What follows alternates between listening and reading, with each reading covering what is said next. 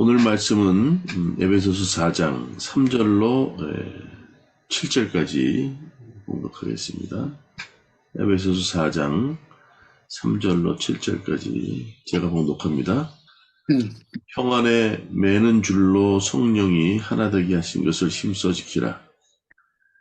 몸이 하나요 성령도 한 분이시니 이와 같이 너희가 부르심의 한 소망 안에서 부르심을 받았느니라. 주도 한 분이시요 믿음도 하나요 세례도 하나요 하나님도 한 분이시니 곧 만유의 아버지시라. 만유 위에 계시고 만유를 통일하시고 만유 가운데 계시도다. 우리 각 사람에게 그리스도의 선물의 분량대로 은혜를 주셨나니.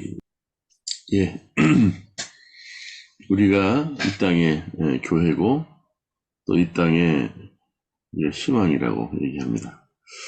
예, 오늘 본문의 말씀처럼 평안에 매는 줄로 성령이 하나 되게 하신 것을 힘써 지키라. 하나라는 말이에요. 성령이 하나로 하나가 되게 하셨다. 그렇게 얘기해요. 그래서 4절에 몸이 하나요 성령도 한 분이시니 이와 같이 너희가 부르심의 한 소망, 그렇죠? 안에서 부르심을 받았느니라. 주도 한 분이시요 믿음도 하나요 세례도 하나요 하나님도 한 분이시니 곧 만유의 아버지시라. 만유 위에 계시고 만유를 통일하시고 만유 가운데 계시도다. 그래서 우리 각 사람에게 그리스도의 선물의 분량대로 은혜를 주셨다. 그렇게 얘기해요. 세례라는 표현이 오늘 그 본문의 말씀 5절에 나오듯이 세례라는 것은 내가 죽고 새롭게 거듭난다. 누구랑? 예수 그리스도와 함께 새롭게 거듭난다. 연합한다. 이런 의미가 있어요.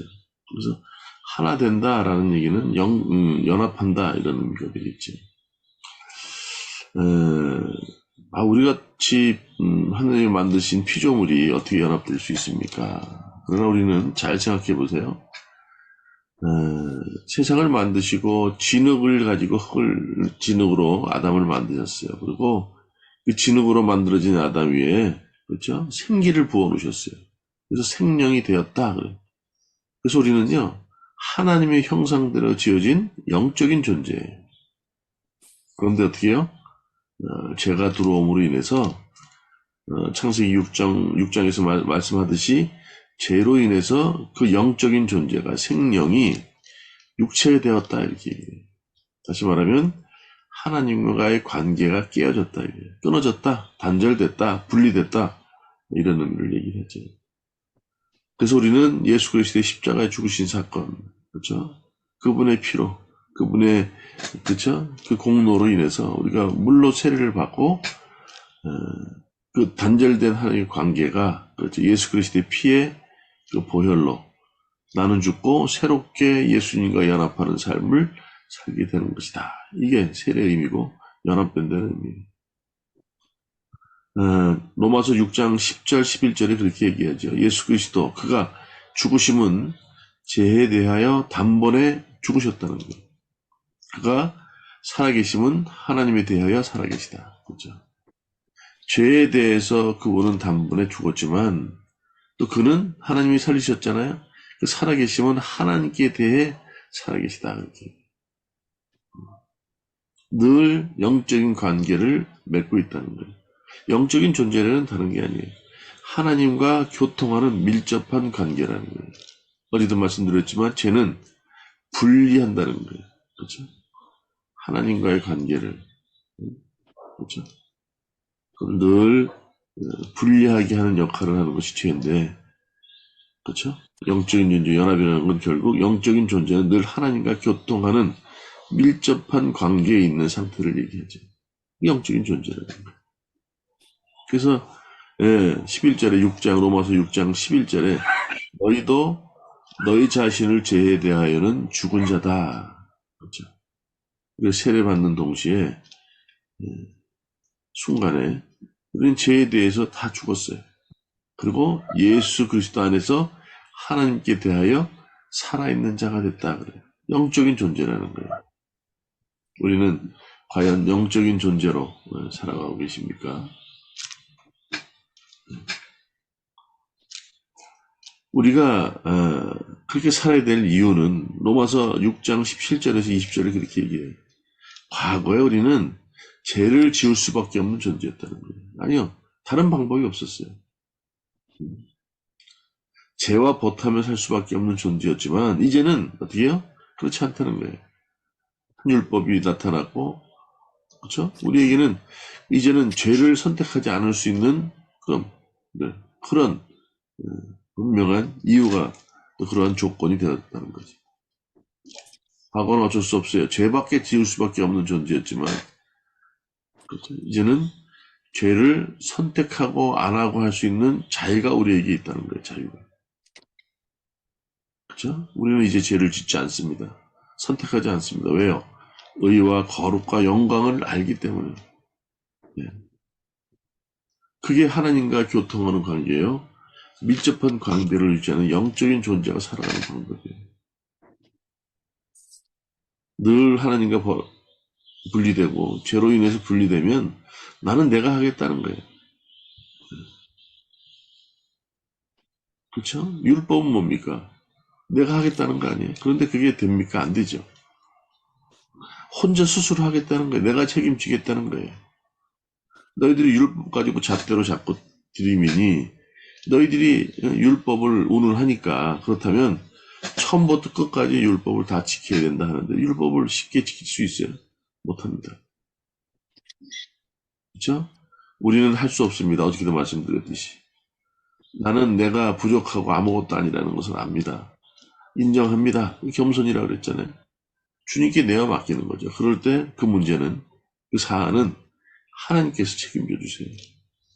그러나 분명히 우리가 해야 될 것은 있다는 거죠. 우리가 해야 될 게. 성화의 단계도 이런 구원처럼 성화의 단계도 주님이 주시는 선물이냐 할 때는 아니라는 거예요. 구원은 값없이 주신 하나님의 선물이 은혜지만 성화는 그렇지 않아요. 그건 철저히 우리가 해나가야 되는 거예요. 그리고 어떤 순간에 구원이 값없이 얻어진 선물이라는 것 때문에 모든 것들을 다 주님께 맡길 수 있어요. 저는 못합니다. 주님 이끌어 주시고 주님께서 이루어 주시옵소서. 네, 우리가 주님께 전적으로 맡겨야 된다니까 그렇게 얘기해요. 그게 아니에요. 구원에 대해서는 주님께서 허락하셨지만 그렇죠. 그 구원 단번에 십자가 죽으신 예수님의 그 은혜로 우리가 죄사함은 순간적으로 갑자기 어느 날 그렇죠. suddenly 받을 수 있었지만 수준은 그렇지 못하니 그 성화의 단계는 어떻게 해요? 하나님이 이끌어 가시고 도우시고 권면하시지만 우리가 해야 된다는 거예요. 연합이라는 것이 당연히 주님이 내 안에 있고 내가 주님 안에 있으니 그분이 모든 걸 다 해주시고 주님 앞서지 않겠다. 주님을 앞서지 않겠다는 마음을 갖고 아무것도 하지 않고 게을르게 그렇죠. 가만히 있으면서 주님이 하시는 걸 본다? 이게 맡긴다는 의미가 아니에요. 이미 구원받았으니 그 수준에 맞는 그렇죠. 자녀된 자기가 걸맞는 성화의 단계의 삶을 우리가 살아내야 된다는 거예요. 그래서 에베소서 4장 15절 16절에 그렇게 얘기합니다. 그리스도는 머리라는 거예요. 그리고 교회는 그리스도의 몸, 이렇게 하면서 온몸이 각 마디를 통하여 도움을 받음으로 연결되어져 간다. 그 지체의 분량대로 몸을 사랑하고 그 사랑 안에서 스스로 세워져 가고 건물이 지어져 가듯 그렇죠. 하나님께서는 그 모든 것들을 어떻게 해요? 다듬으시고 엮어가신다는 거예요. 그렇게 도와주시는 것이지 성화를 그분이 이루어 주신다는 게 아니에요. 우리가 하나하나 단계적으로 하나하나 그렇죠? 성화의 단계를 감당해 나가고 극복해 나가고 만들어 가야 된다는 거예요. 연합하여졌지만 그렇죠? 오늘 본문의 말씀처럼 몸은 하나요 성령도 한 분이시고 우리가 너희가 부르심이 한 소망 안에서 부르심을 받은 존재이고 주님도 한 분이고 믿음도 하나고 세례도 하나요 하나님도 한 분이라고 얘기하지만 그렇죠? 머리가 지시하면 몸에 딸려 있는 지체들이 각자 움직입니다. 머리에서 지시를 했고 명령을 했는데 손이 안 움직이면, 그렇죠? 이건 연합이라고 할 수 없죠. 한 유기체라고 말씀드렸잖아요. 머리에서 지시하고 명령하는데 혈관이 막혀 있으면 이게 전달이 안 돼. 또 혈관이 원활해서 전달이 됐다 하더라도 내가 근육에 힘이 없으면, 그렇죠? 뭐 이거 좀 가져와봐. 저것 좀 들어봐. 안 돼요. 예. 연합이라는 것은 조화요. 그렇죠? 통일을 얘기합니다. 한 유기체로서 아름다움을 이루어가는 거예요. 오늘 본문 말씀처럼, 그렇죠? 하나 되어짐에 대해서 다시 얘기합니다. 예. 성화, 우리가 그 하나 되어지는 과정 가운데, 그렇죠? 우리가 이런 얘기를 해보자고요. 어떤 음악회가 이제 앞으로 진행이 되는데, 음악회의 가치, 음악회의 뭐라고 수준을 파악할 수 있는 방법이 뭘까요? 예, 티켓의 가격이죠. 아, 티켓이 얼마짜리야? 뭐 1등석은 얼마고, S석, 특별석은 얼마고, VIP석은 또 얼마야? 그걸 가지고 음악회의 그렇죠? 수준을 판단하듯이 우리의 말과 행동, 그렇죠? 삶의 모습을 통해서 우리가 어떤 존재인지를 판단한다는 거예요. 하나님의 자녀라고 하면서 늘 예수님을 내 안에 모시면서 그분과 동행하는 삶, 연합된 삶을 산다고 하면서도 그렇죠? 말과 행동이 삶의 모습이 세상보다 더 낫지 않은 빌립보서 말씀하죠. 2장 1절에 마태복음에 얘기하죠. 예. 남보다 더한 것이 무엇이냐. 믿는다고 그러고 구원받았다고 하는데 남보다 더 나은 것이 무엇이냐. 세상 사람들이 물어본다면 그렇죠? 그는 제대로 영적인 존재로 주님과 연합된 삶을 살아간다고 할 수가 없죠. 그래서 늘 어떻게 해요? 성품을 주님과 겸손하고 온유한 상태로 닮아가는 거예요. 네. 그래서 하나님께서는 늘 우리 어떻게 해요? 삶을 과거나 또 영원토록 지금도 늘 간섭하시고 늘 그렇죠? 재촉하시는 거예요. 아니요, 재촉이라는 게 다른 게 아닙니다. 늘 함께 하시고 권면하신다는 거예요. 잘못됐던 아니야. 여러 가지로 한다 그랬지 않습니까? 사무엘 하에 말씀하듯이 사람의 막대기로 인생의 채찍으로 늘 만들어 가시는 거예요. 빚어져 가시는 거예요. 엮어 가시는 거예요. 그런 존재가 되어질 줄 믿습니다. 우리가 성도라는 말을 하고 주님의 자녀라는 말을 하잖아요. 그 말에 걸맞는 삶을 살아내야 되지 않을까요? 그래서 어떻게 해요? 삶으로 보여줘야 돼요.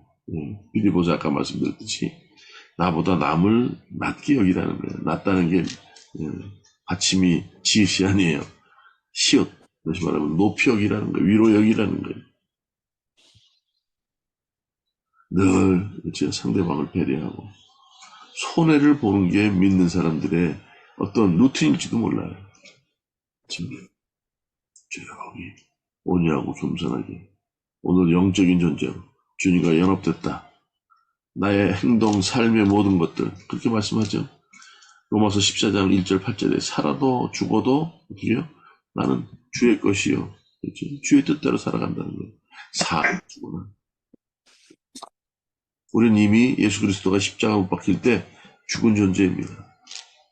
그래 놀랍게도 우리를 살리시고 또 영원토록 살 수 있는 그 조건을, 그 상황을 우리에게 허락하셨어요. 만들어 주셨어요.